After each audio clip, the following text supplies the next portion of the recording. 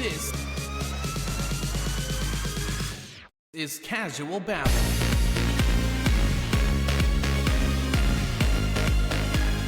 Hello and welcome back to Casual Babble, and welcome to the first episode of 2026. I'm so happy to kick off the New Year's episodes right now in the second-ish week of January. Welcome anyway. Last year was so good. We did a lot of really cool things, had a lot of cool people on the show. If you're not following the show yet, be sure if you're on YouTube watching the show, please like, comment, subscribe, and share the show. It helps us tremendously be able to continue doing the show. It's my biggest passion of all time. And if you're listening to the show on the main platforms, be sure to follow us there as well and keep up with all the good content. Last year was great. We went to a podcasting conference. We launched our Substack, bcbabbles.substack.com. Be sure to follow us there. You'll get a lot of different clips and insights from the show, a lot of marketing and communications insights from me. Also, that's where we have exclusive content like the Caffeination Nation private Monday through Friday morning podcast, which you can get as a paid subscriber, just $8 a month. Check it out, lots of fun. And we also became a commentator for the Podcasting Morning Chat morning show with Mark Ronick of Ironic Media and Empowered Podcasting, which has been a lot of fun as well. So more plans for this year, a lot of cool things coming up. We're looking forward to doing even more and growing even more into what I believe will truly be the greatest forum Casual Babble has ever had. So stick with us. Follow the journey, and also connect with us on socials. We're biggest and most active on TikTok and Instagram. You can also find us on Facebook and on LinkedIn as well. So check out our business website, CassianoCreative.com. It'll be in the comments for any potential media correspondence or content strategy services. Now, into today's episode. If you're new, you won't know this, but if you've been listening to the show or watching the show for any length of time, you know that I'm never looking for the quick answer or the polished formulas. I'm always looking for the why beneath the work. What inspired this business to become a thing? Why is it here?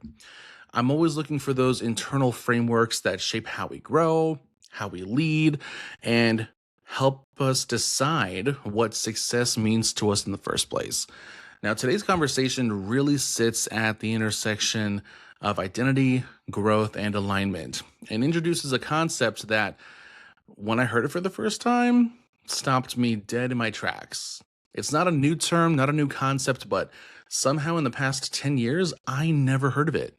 And so when I heard it, I'm like, wait, what? So really fabulous topic and conversation and concept here. In a world that is constantly pushing entrepreneurship as the ultimate destination, start your own thing, build your own brand, be your own boss, or else, today's guest brings a more nuanced, more human alternative to the conversation: intrapreneurship. It's not a fallback. It's not a settling for something less and easier. It's a powerful, intentional path toward growth, contribution, and fulfillment. That guest is Amy Lenius. Amy Lenius is a speaker, coach, and the director of group coaching at Next Level University. If you've been with the show for a little bit, you'll recognize the company from previous conversations with guests like Kevin Palmieri and Alan Lazarus. But Amy's role in that ecosystem is not just operational, it's transformational. Now, she did not enter Next Level University as a founder, but as someone who chose alignment over ego. She realized that success doesn't always mean building something alone from scratch. It can mean stepping into an existing framework and finding ways to innovate and expand it from the inside out.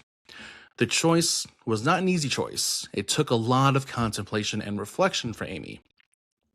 Before she joined Next Level University, she built her own speaking and coaching practice. It was rooted in holistic health, women's physiology, and lived experience with chronic illness, specifically endometriosis. Her work helped women reconnect with their bodies, understand their cycles, and redefine healing beyond surface level fixes.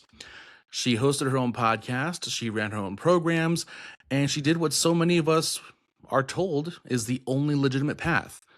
And then she didn't fail, she evolved.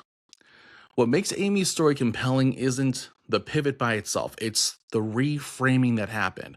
And that's a big thing with the conversation today when we discuss intrapreneurship. It's not a last ditch effort, I have to do this pivot to survive. It is a revisualization of what your function can be in your life and how you can take that function and connect with other people. Instead of seeing transition as a failure or giving up, she challenges the narrative entirely. What if evolving into something more aligned isn't quitting at all? What if it's actually evidence of growth? Throughout the conversation, she introduces frameworks that don't just apply to business, but apply to being a human being, right? We explore how habit tracking, when done with compassion instead of perfectionism, can actually build self-worth instead of eroding it.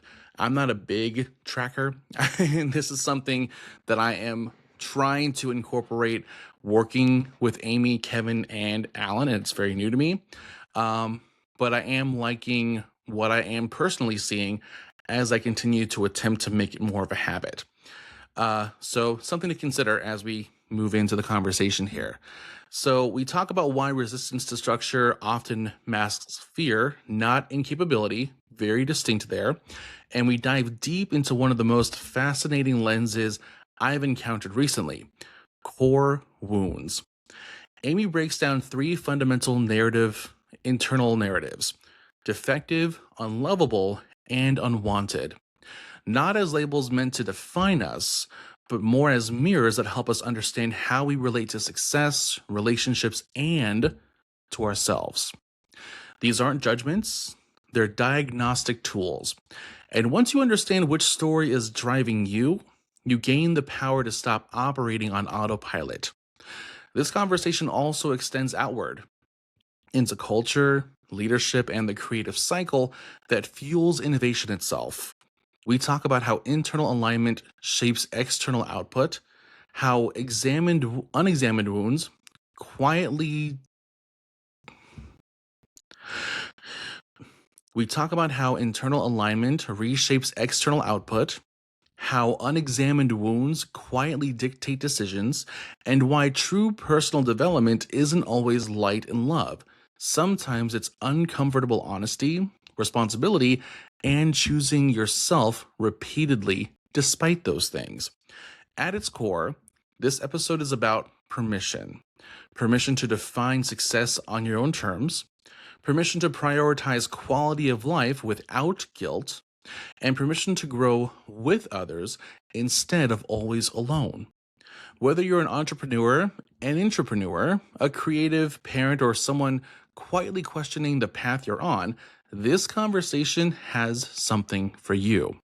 So settle in, because this isn't just a conversation about coaching or careers. It's a conversation about identity, alignment, and what happens when you stop forcing yourself into boxes that were never built for you in the first place. With that being said, welcome to Casual Babble, and welcome to this conversation with Amy Lenius.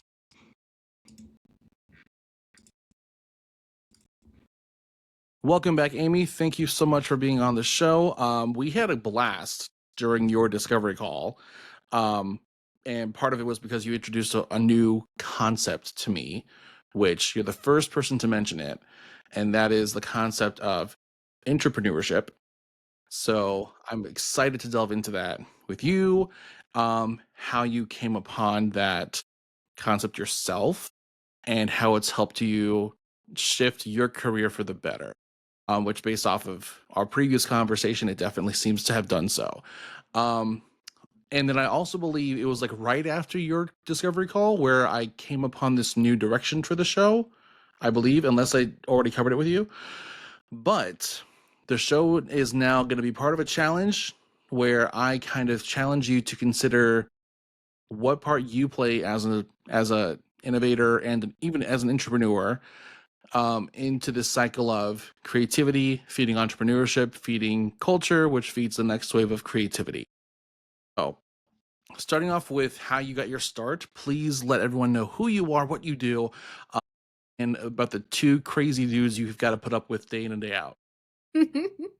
I know, I've tied my ship to a couple of bros and I'm actually pretty excited about it. So thank you so much for having me. We had such a great preamble before this recording. So I'm so excited to see where this takes us because you and I had a really good back and forth. So I'm so excited. So We thank you. did. Thank you so much for having me. My name is Amy Lenius, and as I said, I'm excited to be here. And I partner with a company called Next Level University that was founded by Kevin and Alan.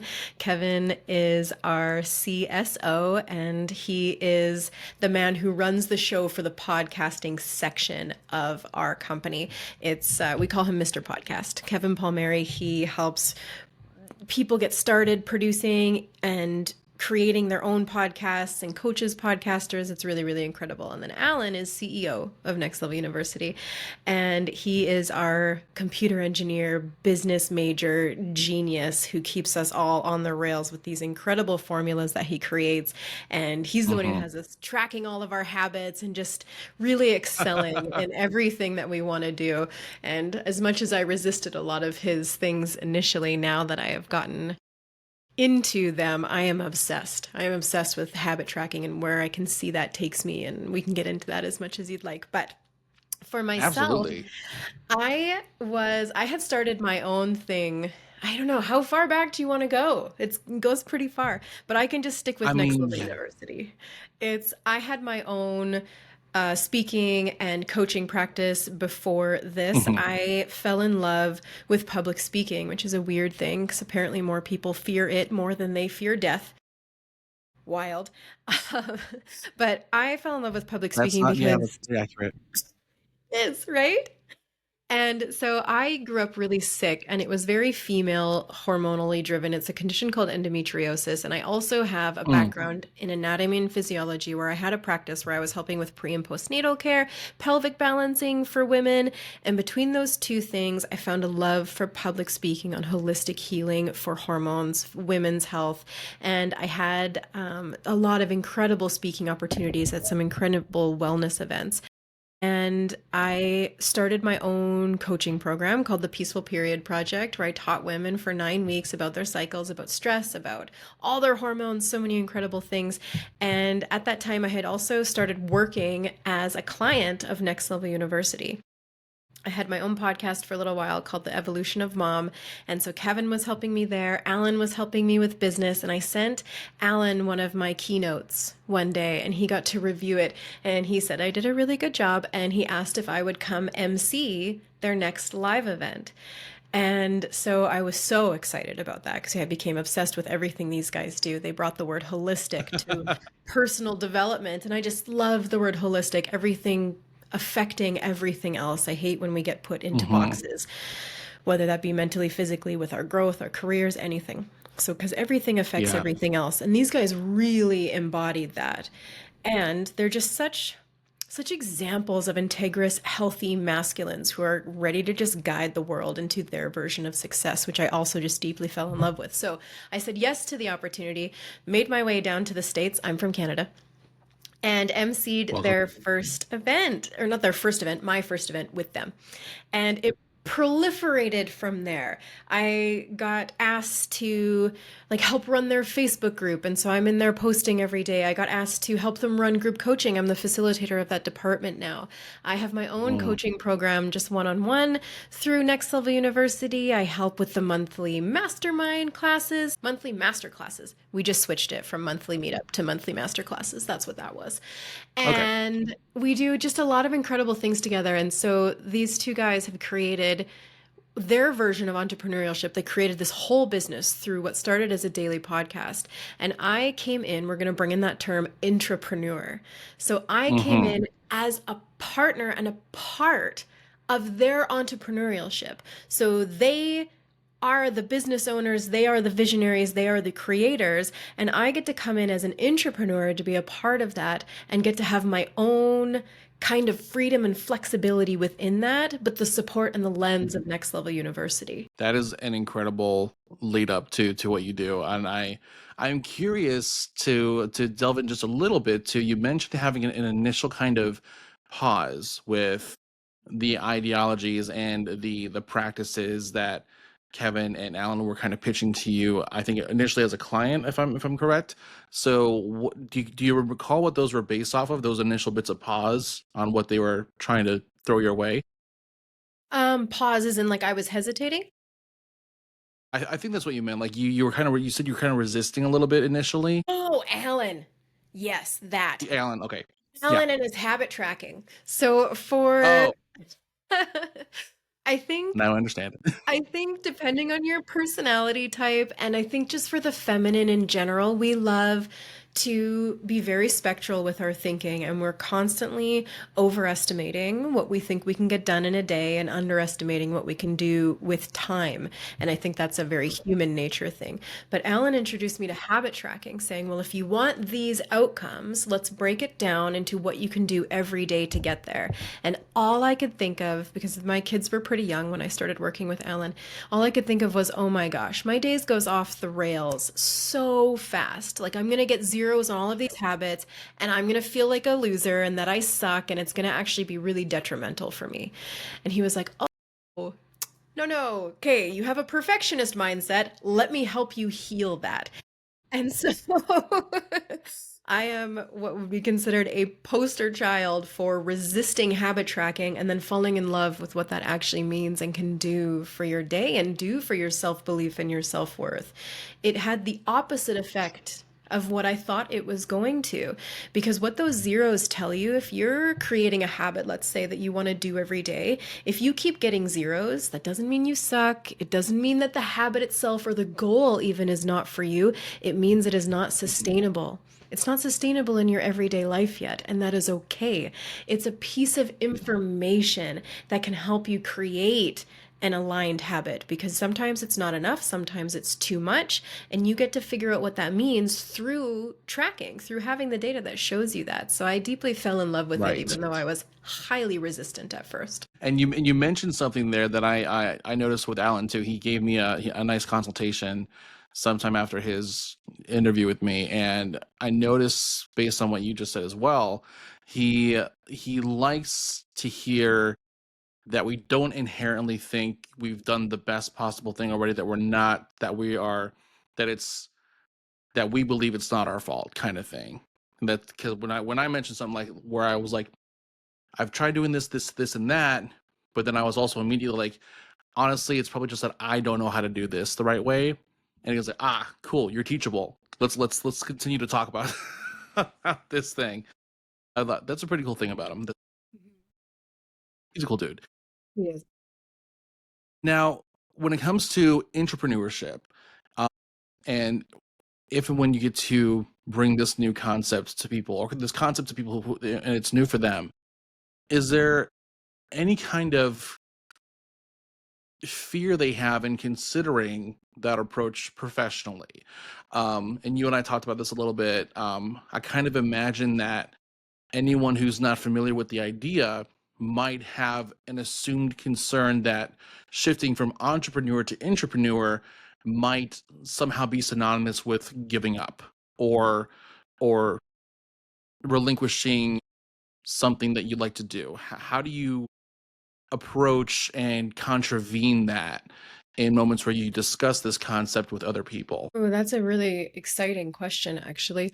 So everyone's version of success is different. So it would be based on the individual that I'm talking to. So it's kind of hard to we'll zoom out as best as we can, because you always want to, when you're answering these kind of questions, it's so much easier to know exactly who you're talking to. You want to understand their level of self-belief, their self-worth, what success means to them. But if we were to just zoom out and say, okay, let's be honest, entrepreneurship actually isn't for everybody. I think that's a really important thing, especially nowadays, because everyone is online just preaching, start your own business, just start your own business. You'll have time freedom, you'll have all these things. When in reality, when you start your own business, you have the opposite of time freedom. You are involved in this thing and dedicated to this thing 24/7 if you want it to be Mhm. successful. Yeah. And so I think with things like this, you get the flexibility of entrepreneurship, but you don't have all of the Mhm. responsibility. Now, I feel deeply responsible for my portion of this company that I get to be a part of, Right. but I Absolutely. don't have, at the end of the day, it's Kevin and Alan. They're the founders, they're the people of this company. And I mean, again, I'm just so grateful they let me hang out and have built me up into this third phase of their incredible company. Mhm. And so we do have a whole team behind us that is incredible, that would be more considered like time for money employer employee kind of situation. We also have Mhm. what we call our diehard Spartans, which are the inner core team, and those are the people we would consider entrepreneurs. And it sounds like it's really important for people to who learn about this new idea to make sure they understand that there's no, how do I want to say this? Like, if we look into entrepreneurship as like the only way to grow and really kind of come into our own as professionals, there's really no, you're not giving up on that. There's still, it's important for them to know that there's still so much growth that happens, that gets to happen. And based on your own experience so far, there's been a lot of tremendous growth. And you've gotten to really come into understanding how you can fit in with a foundation that happens to already be there. Hmm. Let me know if Yeah. I'm off course. No, I missed that part a little bit, and I did want to touch back in on that about how you said it could feel like giving up on your own thing. So again, Hmm. debating on what your version of success is, for sure, but also, are you really giving up if you're finding something that is more aligned? I think we could look at it that way. And I've even had this discussion with Alan, like, hey, man, do you think I'm a quitter? And he was like, you're the opposite of a quitter. I'm like, no, no, let me paint a picture for you.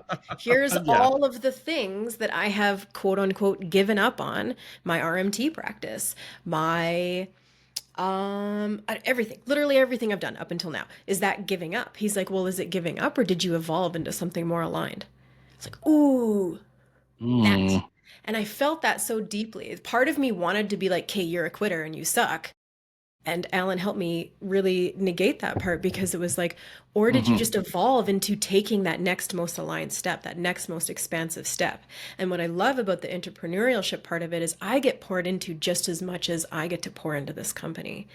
And I don't know Mm. what everyone's experience is going to be. I'm grateful to say that this company has just been the greatest space I've ever had the privilege to be a part of, because there is this beautiful equal exchange. They get to pour into me as much as I get to pour into them. And not only that, they have supported me into bringing all of my knowledge into this Yeah. space. So I am someone who is very different from Kevin and Alan. You've interviewed Alan. Have you had spent time with Kevin yet? His a discovery call, not his full Yep. interview yet. Very exciting. Okay. So I'm very Yes. different. I am a parent. I'm a woman. I have a background in anatomy and physiology and female health in Hmm. particular, and they have never stifled an ounce of that out of me. If anything, they allow me to bring it in and just expand it into their space that they have Yeah. created. And I love that. Yeah, and like I was gonna say too, it sounds like you've really found this great a way to. Yeah, you didn't give up on it. It seems like you just found a new frame that it all gets to fit into. And you mentioned, I think earlier, in your initial reach out, so you've got this kind of whole person approach to coaching, and you're still integrating health and relationship and purpose into how you bring what you offer to new people, which it all sounds like an incredible form of transformation to me, which I think is one of the other reasons I really wanted to have you on the show, because it's such a fascinating new way to look at things, in the way in which people can really have more than one option of establishing themselves. But talk a bit more about your approach to coaching and what you like to, what does the process for you look like when you're working with a new person? Mm. I love this. So my process when working with a new person, let's start there, is very individual. I need to get to know them. I think there's a Hmm. lot of just very blanket statement coaching out there. You see it on social media all the time. You see a lot of these blanket statement people coming in and applying the same things to every person. And to some people, what you're giving them is so amazing. It's so aligned, it's so supportive. And to others, if you gave them that same thing, it would actually be very detrimental. So it's very much based on, okay, what is this person's level of self belief, their self efficacy, what they believe they are capable of achieving, and then deciding with them what their core aspirations are, and then do those beliefs align with that core aspiration? Do they believe it's possible? Do they believe it's possible for them? Are they taking into consideration the worth it factor? Is it going to be worth what it's going to take to get to this goal? Is it going to be worth whatever that shifts to Right. their quality of life, what that means to them? Do they value quality of life over, let's say, entrepreneurship? Let's give that example. Hmm. That's really important to know. So Alan, let's use him. He has no level of quality of life. He has to schedule it in on purpose because he will blow by that all Yeah, day. Whereas Kevin is very much more absolutely. into quality of life, and so am I. So quality of life is very important to me, Hmm. especially as a family. So my quality of life includes how my children are doing, how my household is feeling, Hmm. how my husband and I are doing. If those things are suffering, I suffer here greatly. And so that is something I need to know about myself, but also it's really important for me to know about my client, about where their codes are as far as quality of life versus contribution versus growth. Again, it's hard to take this very macro. But and then so that's self-belief, where their self-worth is. Is their self-belief higher than their self-worth? Is it opposite? What their Hmm. core wound is? I need to know who I'm speaking to so I can speak to them as the individual. So it's a lot of Yeah. discovery to begin with. Let me help you discover your core wound. Let's discover your core values, your core beliefs, so we can align them with your core aspirations so it doesn't take you off the rails. There's so many, I don't know, beautiful things that we get to do, but I love assessing people and helping them discover who they are not, and then aligning that with their goals and helping them create a sustainable framework every day for them to tap into those things to help them get there. Yeah. Random side question. How often do you contemplate hitting either Alan or Kevin with this strategy of yours? Well, the I beauty feel like if is, I were you, I'd be like, at some point I'm gonna get one of you and work you over. oh my gosh, I know. And you know what, though? We get the most beautiful feedback because when we are in group coaching, you get all three of us. And we get the most Hmm. beautiful feedback of our dynamic. And that means the world to me when I get factored in with these two incredible humans. And I get to hear how we all bring something so different to this group coaching, and yet it's all so valuable from this different lens of each person. And that just, oh, it means the world to me so much. But we have just started, because there became such demand for it, we have just started something called The Works. So you get coaching with all three of us. And that has been Okay. so fun to play around with. It's something that we've just started. We have two people right now going through that process, and they're both podcasters. So Kevin is helping them with all their podcasting stuff, plus coaching them on podcasting. They're trying to monetize and build businesses. So Alan is helping them there. And I get to help them kind of fill in the cracks of their life, their fulfillment, what their Yeah. passion purpose is, making sure their quality of life is good through all of this, helping them assess themselves. And so that has been really neat so far. Yeah. It's almost surprising. And granted, I did this very last minute. I didn't know this was happening in Charlotte, but I'm almost surprised I didn't see the three of you guys at the Empowered Podcasting Conference happening this past weekend. Because I feel like that's a place where the three of you would either be like heading several panels and like you be one of the headliners 100%. Granted, I also know from talking to all three of you how uber busy you all are, Alan especially. But like, so I Yes. guess logistically that probably just wouldn't work. But I'm almost surprised y'all didn't go to that. So I may have to see if I can like get you guys to come next year though, because it was really really good. Was it? Um, Well, we would it love an was it was great. invitation. Yeah, I didn't know about it until Thursday night when a colleague of mine posted that he was making his way up from Florida, and I was like, "What is?" I didn't know this is like 40 minutes from me. So I went, got my ticket on the first day, but didn't go to the second day. The one day that I had there was Awesome. So yeah, I'll definitely send y'all all the information there. You Thank you. mentioned a concept. Yeah. Well, just Alan, like you said, is just bananas. But if you get us enough ahead of time, and it always has to be that worth it factor, right? So if we're coming in and we get to actually Fair speak enough. and Yeah. connect with people, that's a worth it factor for sure. Like you said, we have to have this lens for our time very consciously. And I think Hmm. that sounds really arrogant. I know it does, but what we're building right now has so much Yeah. incredible momentum that we need to be very focused on very specific things. All three of us have what we call our G3 target, and that helps Yeah. us stay focused on what we call the glass balls, the things we don't want to drop. So if it falls into that and we have enough time, and even if it was, let's Hmm. just say, even if it was just Kevin going in and giving all of his podcast expertise, I think Kevin should be at all of these events. Genuinely, the man is a genius. And of course, I would just love to come because I think I'd have fun. I think you'd be well. Here's the thing, and I want to kind of almost counter an assumption you just made. It really doesn't. It doesn't sound. You didn't say egotistical, but a word you like that, because funny enough, you say you well, the second you mentioned your G3s, it kind of goes in theme with other recent conversations I've had. I just interviewed this one lady by the name of Catherine, who has brittle bone disease. She grew up with it. She's like only over 2 feet tall, but she's this incredible artist. But something she mentioned about a teacher of hers who helped her move into art as a career, she said, don't take a certain direction with your art unless there's a purpose at the end of it.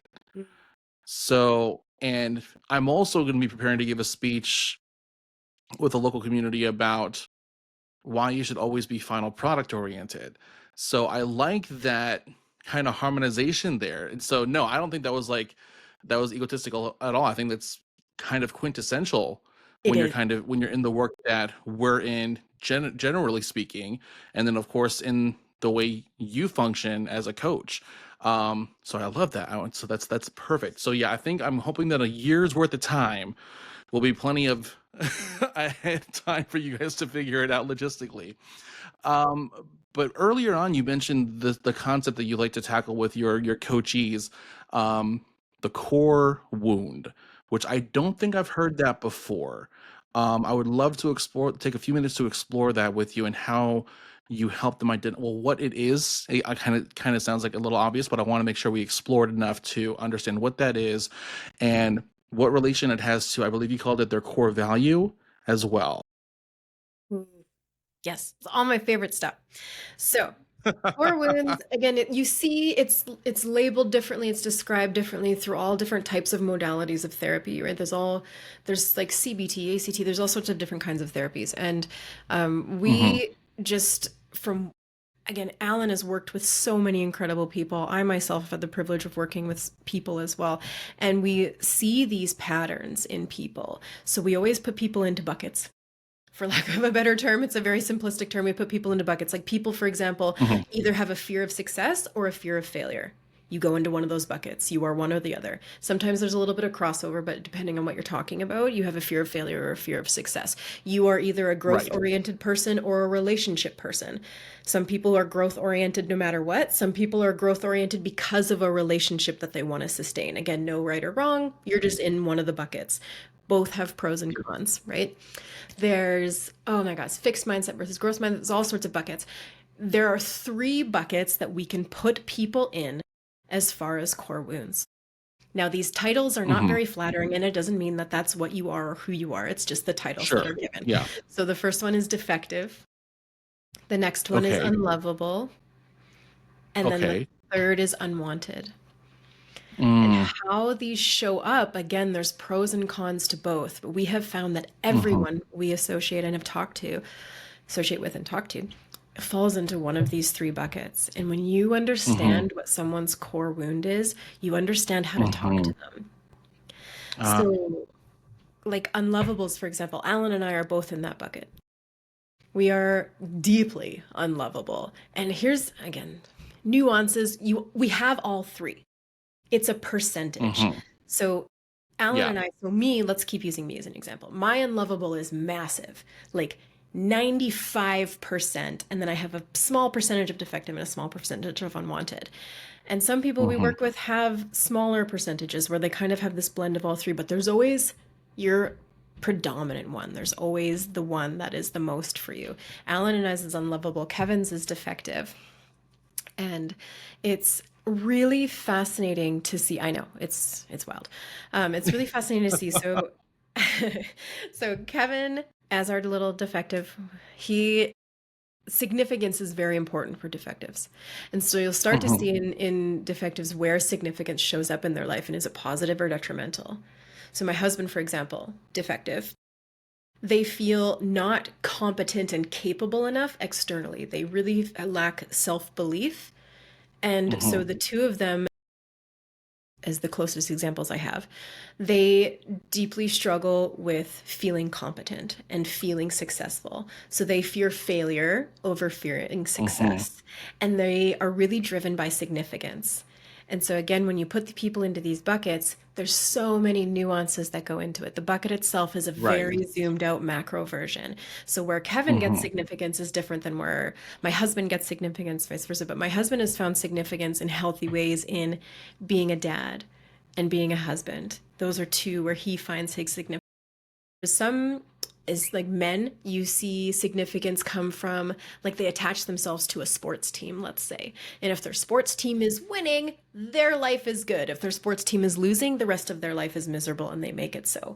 So you Mm. have to be really conscious of what you are tying your significance to because again, pros and cons. The Right. unlovables typically fear success, and a lot of their pain isn't due to inadequacy, it's due to social pain. So, Mm. where defectives crave significance and need humility, so everyone has a craving and a need. It's really, really important for defectives to cultivate humility so they can have a Mm-hmm. sense of accuracy because they like to inflate a little bit. They like to inflate and act like they're better than they feel or are, and that creates a lots of messy nuances in their life sometimes. Sure. Whereas Yeah. unlovables, we struggle with social courage. We struggle with courage in general. We're kind of cowardly. And our pain is very much around social scenarios. We fear success because we know that that changes the relationships in our life. And we crave unconditional love. We want to be loved for who we are, what we are, whether we grow, whether we fail, whether we want to be unconditionally loved. And we struggle to find that. And our thing that we need to cultivate more of is social courage. We need to learn to Mm. be ourselves, authentically ourselves, so we don't create false relationships by like people pleasing and appeasing and all of these things. But we deep down feel like we're unlovable. Deep down, defectives feel like they're incapable and defective. And unwanteds are like these like magical little beings. Like we feel like they're the smallest of the population. They have some crossovers with unlovables, but they are more, they keep to themselves. They're very secure in themselves Mm-hmm. and they struggle socially because they don't feel wanted by the populace. They feel like they're lovable, but they don't feel included very often. Their whole Mm. thing is inclusion and they feel dismissed lots of times. And their whole thing is they build up walls with people almost instantly. They keep themselves at a distance, which feeds the narrative of being unwanted. We all feed our own narrative by doing these loops that we create for ourselves. And they build walls so easily and they're so good with boundaries and they're so good with themselves, but they need vulnerability. They need to learn to be vulnerable with others so they can create authentic relationships so they can feel included. Mm. Again, high level for all Now, three, but ooh, there's a lot to unpack there. Wow. But to clarify, and what I kind of noticed earlier on as you described these buckets, the names aren't an attack. They're how you've kind of understood how that person probably sees themselves. it's more how you And see that's yourselves, not how others see you. That's right. because the second you started naming them off, I'm like, ooh, that hurt. But that's a me thing. Yeah. So I that helped me appreciate the perspective on that, which I love, and thank you for that. And you mentioned something within the unwanteds that I wonder if I'm in this bucket. So do you find when it comes to and unwanted challenges with vulnerability, that they often have isolated certain feelings that they can freely give, but it's the deeper ones that they definitely isolate away from the populace. Yeah, So they try very to much. function on one spectrum, but the rest of the spectrum is in here. That's not allowed to come out. Mm-hmm. Very much so. And that the more the not allowed to come out and the hoarding of the feelings, that shows up a little bit more in men in the unwanted category Hmm. for sure, because you guys also have that nuance of feelings are bad. You're only allowed to feel angry or you're not a man, right? There's the whole that. That's why I say everyone has its own little nuances. Are you an introvert or an extrovert? Do you, right? They all have their own little Right. nuances and how that shows up. But once you are in an unwanted barrier, like they put up the moats and the castle walls and things, once you get inside, then they're deeply loyal and they love you very much and they do feel safe to be vulnerable with you, but it's getting in there that's really hard for them. Labels Hmm. really matter to unwanteds. Like it's like I can't go up to an Hmm. unwanted and be like, oh my gosh, hi friend. They'll instantly be like, we are not friends. They won't say it out loud. They'll be like, Necessarily out loud, but like, are we friends? I don't know if I've given you that permission yet. Are we friends? Whereas the unlovables go like, right, oh my gosh, yeah, everyone's friends. We love everybody. right. Oh my God, that's that. I feel like I imagine the someone in my life who's definitely would have that super honest response, like, "We're not friends. We're not friends. We are Don't so overstep." Like enemies. I'm aware of your existence, but it has not gone from there. Let's That's be right. very clear. That's awesome. Oh my God. So with all of this incredible work in mind, the way that you've learned how to in tandem with Kevin and Alan learned how to properly categorize people, understand their core wounds, their core values, and how to best develop ways to help them. Um, and in keeping in mind this cyclical world that creates this flow in our world of innovation, how do you either currently see or how do you hope to see the work that you're doing influencing that culture and that next wave of creatives that come in wanting to build ventures and businesses or experiences for other people? When you say that, the top two things that instantly come to mind are the importance of embracing self-awareness. We want to Hmm. give people so many tools and so much support in that journey. We want you to become so self aware that you are running yourself, your dreams, your goals, your values, your version of alignment so empowered, so consciously, so intentionally, because you know how you show up in the world. You know your core wound and how that's triggered. So instead of being automatically unconsciously triggered and doing whatever comes out that way, you are conscious of what that's going to bring up on you and you make an empowered choice.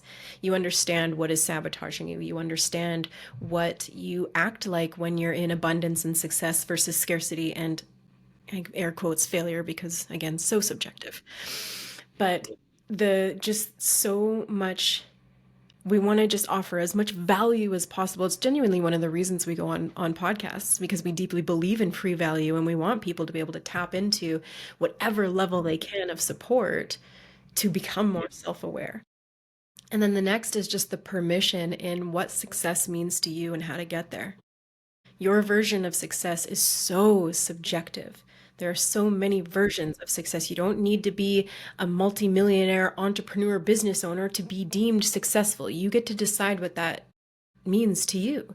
You get to decide if being a, like, again, I work with so many women. I'm so privileged to work with so many women who their version of success is feeling fulfilled and abundant within their own life that is at home, that is at home with their children, just creating wonderful meals, living out in the country with chickens. Again, I feel like I'm describing myself as my chickens at my window right now. But it's that they want so much permission to feel validated that that is okay to do that. And that is their version of success. Hmm. And I just want to give that to them. And then I have women who are like, you know what? I want to bring in like 300 to 500 a month. I want to find something that is creative, that's fun, that I love to do, but my focus is still my family. Beautiful. Let's build that out for you. Let's find something that makes sense for you in that way. And then I also have women who need permission, who are like, yes, I'm a mother.